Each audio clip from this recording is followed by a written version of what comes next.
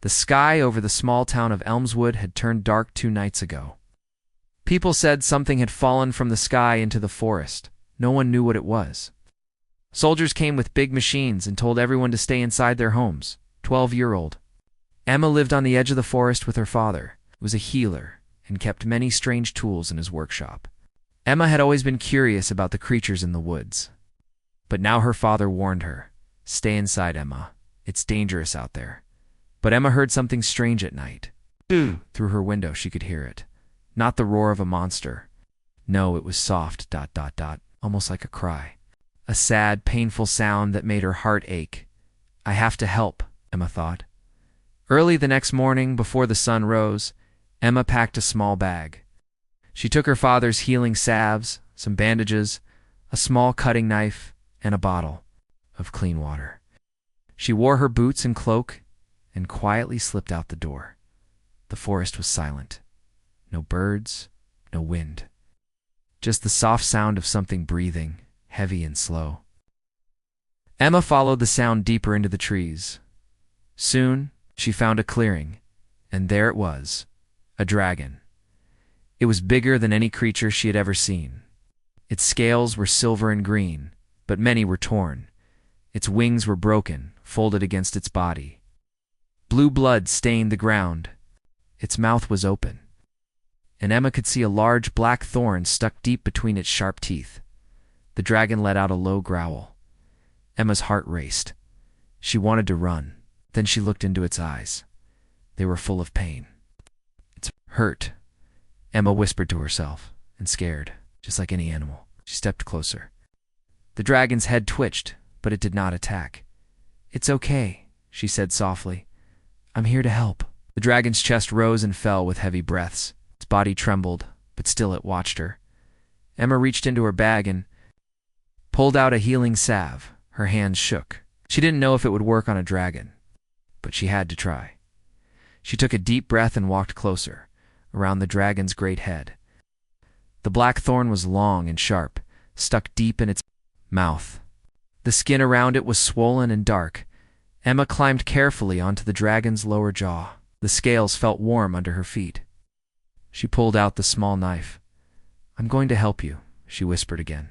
"Please, stay still." Started cutting the dead skin around the thorn.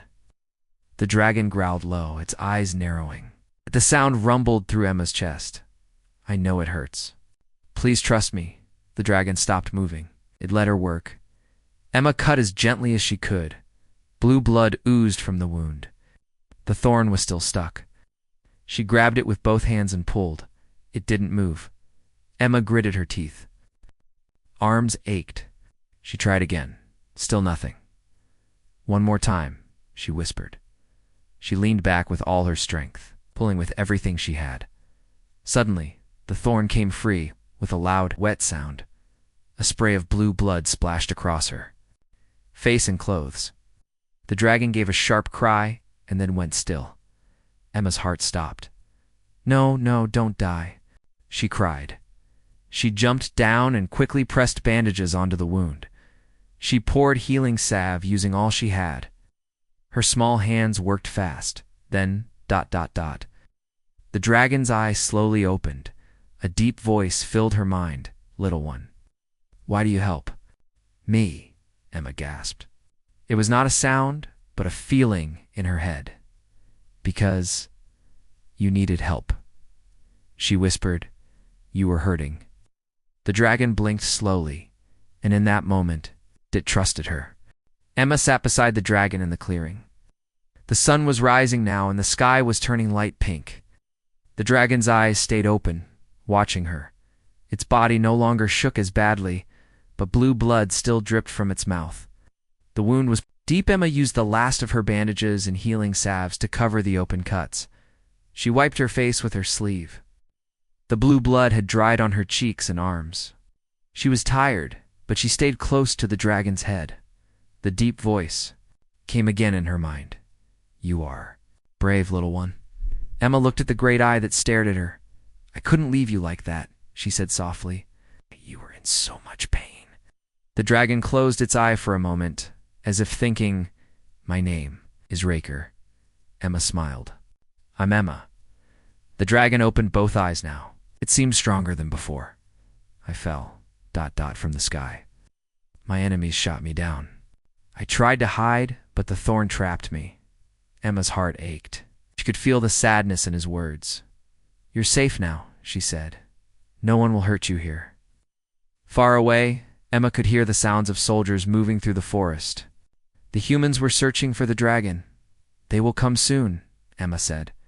They think you are dangerous. Raker's great head shifted slightly. I do not wish to fight. I only wanted rest. Emma thought hard. She had to do something. The soldiers found him. They would shoot. He was still too weak to fly. I will talk to them, she said. Maybe they will listen. Raker's eyes softened. You have a kind heart, but they may not hear you. They fear what they do not know. Emma reached out and placed her small hand. On one of the dragon's scales, it was warm beneath her fingers. I'll try, she said firmly. She stood up and looked toward the path through the forest. The sounds of footsteps were getting louder. She had little time. Stay here, she whispered. I will come back. She ran toward the voices. Soon, she saw the soldiers, dressed in heavy armor, carrying large weapons. They were moving carefully through the trees. A tall man in a dark coat led them. His name was Captain Voss. He spotted Emma and raised a hand. Stop, girl, what are you doing here? He shouted. Emma stood her ground, breathing hard. You mustn't shoot the dragon, she said quickly. He's not dangerous. The soldiers looked at each other, confused. Captain Voss frowned. Do you know where the creature is? Asked. Emma nodded. Yes, I just pulled a thorn from his mouth. He was wounded and scared. He doesn't want to fight. The captain's eyes narrowed. That is a wild beast. It could kill you. Emma shook her head. He let me help him. She said, he spoke to me. His name is Raker. The soldiers whispered to each other. They had never heard of a dragon talking to a human. Captain Voss seemed unsure. He looked at the small girl before him. You expect us to believe that? He asked Dot. Emma took a deep breath. If you shoot, you will only make things worse. Please, come and see. But do not fire your weapons. The captain studied her for a long moment. Then he spoke. Very well. Show us. Emma turned and led them back through the trees. Her heart pounded. Would Raker trust her? Would the soldiers listen? When they reached the clearing, Raker lay still, but his eyes opened when he saw Emma. The soldiers raised their weapons, but Captain Voss held up a hand. Emma walked toward Raker and placed her hand on his scale. He is not your enemy, she said. He is my friend. Raker's deep voice filled the minds of all present. I seek no war, only peace. The soldiers froze, eyes wide with shock. For the first time, they listened. Morning light broke through the trees. Birds were still quiet. The forest felt calm now, not full of fear. Emma sat beside the dragon's head. Her small body was tired, but she refused to leave. The dragon's large eye opened again. Its deep voice filled her mind. You are brave, little one. My pain lessens. Emma smiled, though her hands were sore and her clothes stained. I'm glad you are better, she said softly, but far away. Sounds echoed through the trees, heavy boots, clanking metal, and loud voices. The soldiers were coming. Emma stood quickly and looked toward the noise. They will be scared, she whispered to the dragon. They don't know you're not dangerous. The dragon's long neck moved slowly. It looked toward the voices too. I will not fight. I am too weak. Emma nodded. I will tell them. Soon, soldiers in green armor appeared, moving carefully through the forest. They pointed their weapons at the dragon. Stand down, a soldier shouted. Move away from the creature, girl. Emma stood tall in front of the dragon, her small arms spread wide. He's not dangerous, she called. He was hurt, but I helped him. Please don't shoot. The soldiers looked confused. One of them spoke into a radio. We found the target. There's a human child here, she says. The creature is ... safe. Moments later, a tall woman in a red coat arrived. She was the commander. Her face looked hard, but her eyes showed surprise when she saw Emma. "You did this?" the commander asked. "You helped this creature?" Emma nodded. There was a thorn in his mouth. He was in pain. "I pulled it out. Didn't hurt me. Please don't hurt him." The commander looked at the dragon. It lay still, eyes calm. No anger, no threat. The woman lowered her weapon. "Hold your fire," she told her soldiers. Emma sighed in relief. She turned and patted the dragon's nose gently. "You see," she whispered, "I told you, they just didn't understand." The soldiers relaxed, but kept watching the dragon carefully. One soldier stepped forward. "Should we call the science?" "Team, ma'am?" The commander nodded. "Yes, and medics too. The creature is wounded." Emma looked up at the commander. "He trusts me," she said. "Let me stay with him, please." The commander thought for a moment. Then she gave a small nod. "You may stay, but don't get too close until the healers arrive." Emma smiled and sat beside the dragon's head again. Hours passed. More people came, doctors, scientists, and even news cameras. But the dragon stayed calm as long as Emma was near. When the doctors touched him, the dragon's deep voice spoke again in Emma's mind. "I trust you, little one. You have saved me." Emma's heart filled with warmth. "I will always help you," she promised.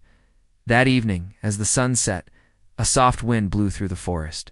The dragon lifted its head a little higher. Its strength was returning.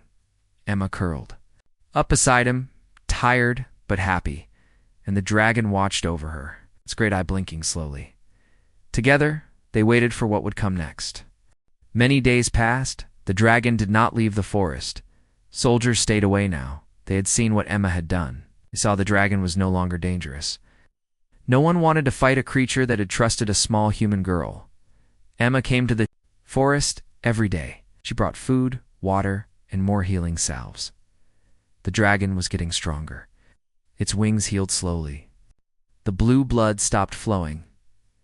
Emma gave the dragon a name. "I will call you Archer," she said softly. "It means brave heart." The dragon's great eyes blinked slowly, a soft rumble in its chest. "I like this name. Little one, you are my friend now," Emma smiled. "You can call me Emma?" The people in the town began to hear stories about the brave girl and the dragon.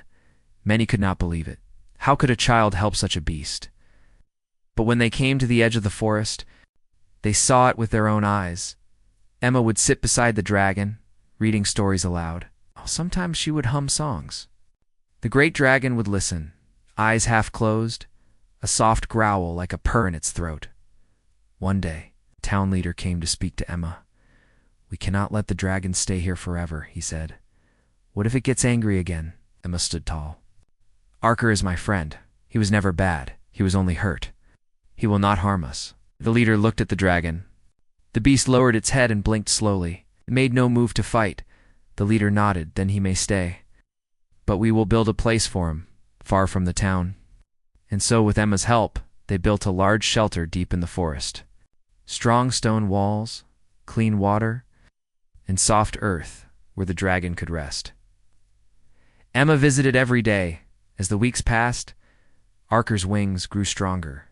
He began to stretch them, flapping slowly. He could not yet fly, but the day would come. One evening, as the sun set, Archer spoke to Emma again through their mind link. "Little one, soon I must go. My kind are far away in the stars. But I will never forget you." Emma's eyes filled with tears. "Do you have to leave?" I must. But before I go, I will give you a gift." Archer lowered his great head. His warm breath brushed Emma's face. Soft light glowed between his horns. He touched her forehead gently.